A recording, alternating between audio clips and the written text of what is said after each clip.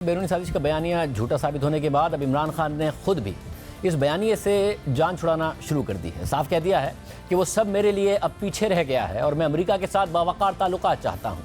बरतानवी अखबार financial times को interview में इमरान खान ने साइफर और बैरूनी साजिश के बारे में कहा है कि मेरे ख्याल में अब वो सब खत्म हो गया है, वो सब मैं अब पीछे छोड़ चुका हूं। इमरान खान ने यह भी तस्लीम किया कि यूक्रेन पर हमले से एक दिन पहले रूस का दौरा करना एम्बेरसिंग यानी शर्मिंदगी का बाइस था, मगर वो दौरा कई माह पहले तय हो चुका था। यानी वो दौरा जिस पर इमरान खान मुसलसल बयानिया बनाते रहे उसे भी शर्मिंदगी का बाइस कह रहे हैं। और फाइनेंशियल टाइम्स वही अखबार है जिसने 28 जुलाई को तहरीक इंसाफ की फॉरेन फंडिंग पर स्टोरी की थी और बताया था कि इमरान खान चैरिटी के नाम पर तहरीक इंसाफ के लिए चंदा जमा करते रहे और तहरीक इंसाफ को मुत्तहिदा अरब अमारात के हुक्मरान खानदान से भी ताल्लुक रखने वाले एक वजीर ने फंडिंग की।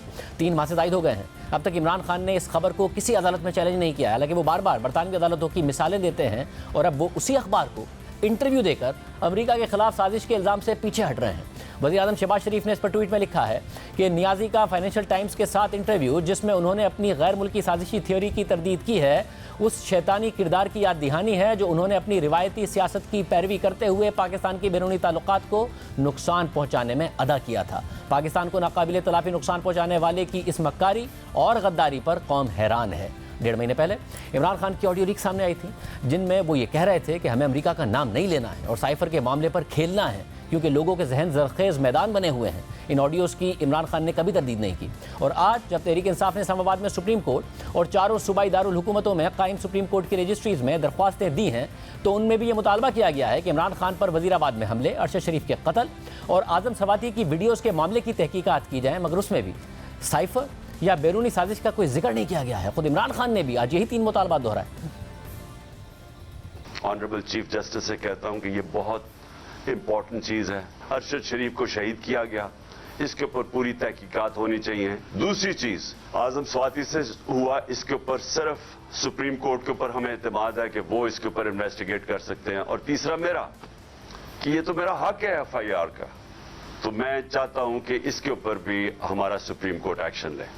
और इमरान खान पर हमले और अरशद शरीफ के कत्ल पर वज़ीर आज़म शहबाज शरीफ पहले ही चीफ जस्टिस को ख़त लिखकर फुल कोर्ट के जरिए इसकी तहकीकात कराने का मुतालबा कर चुके हैं। सितंबर के आखिर और अक्टूबर के शुरू में इमरान खान की 3 ऑडियो लीक सामने आई थी। पहली ऑडियो में इमरान खान कह रहे थे कि हमें साइफर के मामले पर खेलना है और इमरान खान के प्रिंसिपल सेक्रेटरी आज़म खान कह रहे थे कि साइफर से मुतालिक मीटिंग कर लें, मैं उस मीटिंग की अपनी मर्जी के मिनट्स बना दूंगा। और जबकि दूसरी ऑडियो में इमरान खान हिदायत दे रहे थे कि अमेरिका का नाम किसी सूरत नहीं लेना है, मैं किसी के मुंह से अमेरिका का नाम नहीं सुनना चाहता। इसी ऑडियो में असद उमर ने इमरान खान से पूछा कि आप जानकर लेटर कह रहे हैं, ये लेटर नहीं मीटिंग की ट्रांसक्रिप्ट है, जिस पर इमरान खान ने जवाब दिया था कि लोगों को ट्रांसक्रिप्ट तो समझ नहीं आनी है, जलसे में ऐसे ही कहते हैं। और जो तीसरी ऑडियो सामने आई थी उसमें असद उमर, शीरी मज़ारी और इमरान खान साइफर से मुतालिक हिकमत अमली बना रहे थे और इमरान खान कह रहे थे कि अवाम को मीर जाफ़र और मीर सादिक का बयानिया स्पून फीड करना है क्योंकि अवाम के दिमाग इस वक्त जरखेज़ मैदान बने हुए हैं। और आज इमरान खान ने उस बयानी से ही जान छुड़ा ली है जिसे वो तहरीक अदम एतमाद कामयाब होने के बाद से बार बार दोहरा रहे थे। देखिए वो इस हवाले से क्या दावे करते हैं।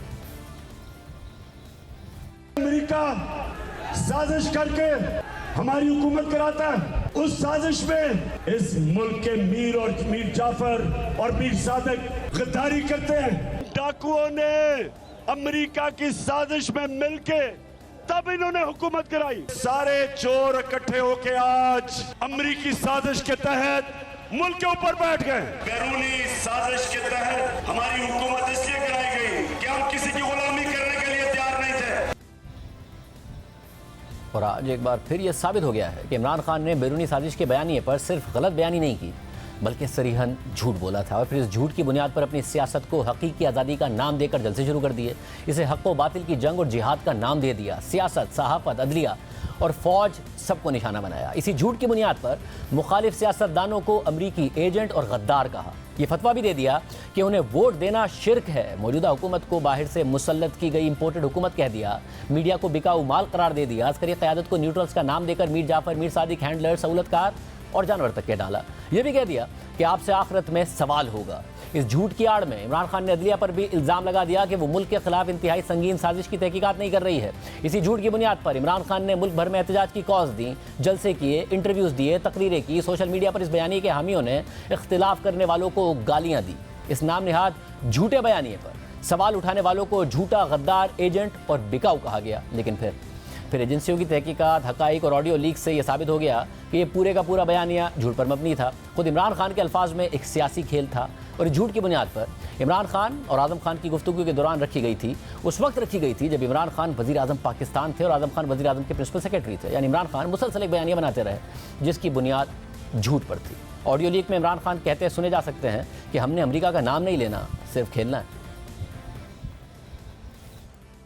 लेकिन अब हमने सिर्फ खेलना, नाम नहीं लेना अमेरिका का, बस सिर्फ खेलना है इसके ऊपर कि ये डेट पहले से थी, आज नई जो चीज आएगी ना। और 27 मार्च को जब उन्होंने जलसे में ख़त लहराया तो वाकई अमेरिका का नाम नहीं लिया था, लेकिन फिर 31 मार्च को कौम से बराह रास्त खिताब में ख़त का जिक्र करते हुए मुबैना तौर पर गलती से अमेरिका का नाम ले लिया। 8 मार्च को या उससे पहले 7 मार्च को हमें एक अमेरिका ने एक बाहर से मुल्क ने, मैं नाम मतलब मेरा कि किसी और बाहर से मुल्क से, हमें एक अमेरिका ने एक बाहर से मुल्क ने, मैं नाम मतलब मेरा कि किसी और बाहर से मुल्क से।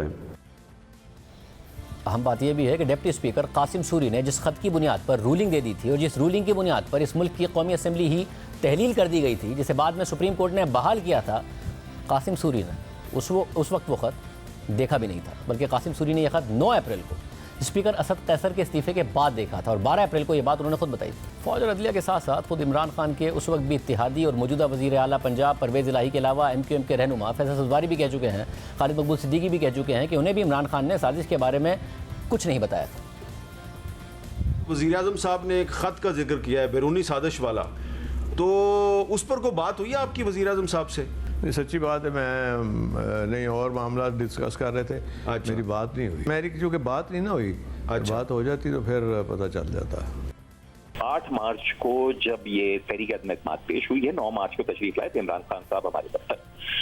उसमें उन्होंने हमसे कोई बात नहीं की कि कोई अमरीकी साजिश है, आप लोग इसका हिस्सा ना बनिएगा। 29 मार्च को आखिरी मुलाकात हुई तहरीक इंसाफ से हमारी, जिसमें पाकिस्तान के वजीर दिफा जो उस वक्त के थे परवेज खटक साहब, वो तशरीफ रखते थे।